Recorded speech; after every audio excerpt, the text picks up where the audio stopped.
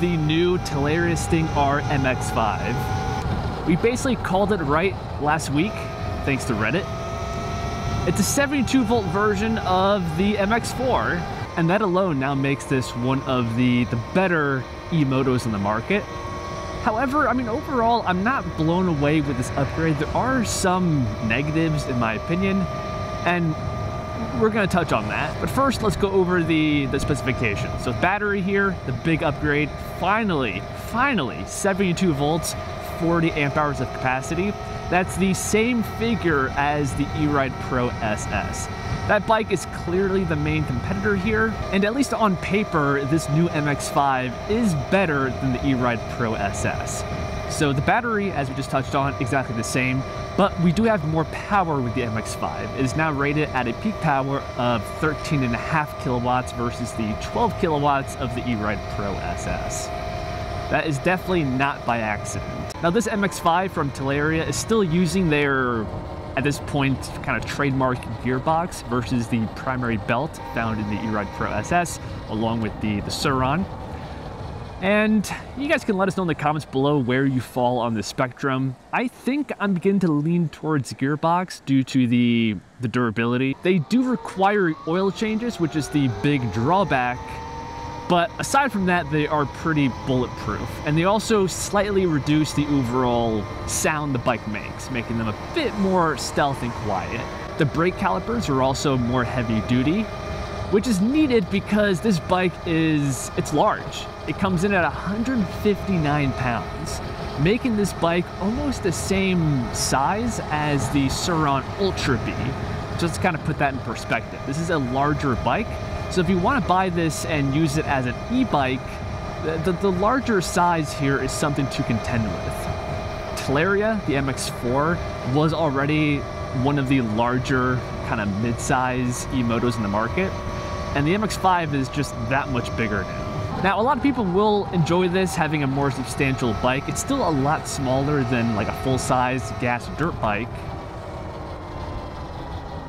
But for people that like the stealth factor and small, nimble bikes, it's just something to be aware of. This is an even larger bike than the previous generation. And the final major upgrade here is one of my favorite things ever on a bike, period, and that's the addition of a dedicated regen throttle.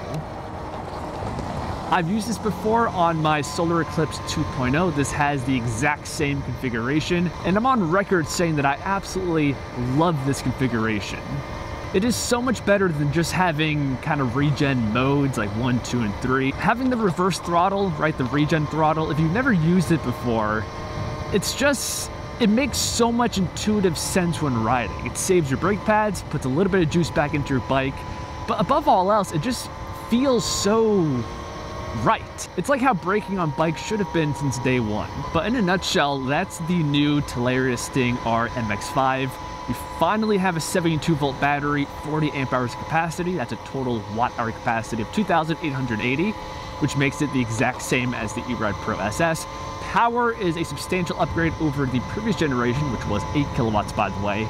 The new one is 13.5 kilowatts, also beating the E-Ride Pro SS. We finally have a dedicated regen throttle, my most favorite beloved feature of all time. And the bike itself is larger at 159 pounds. The price tag is $4,700. That's more than the MX-4, but it comes in again just under the E-Ride Pro SS, which is the main competitor to this bike.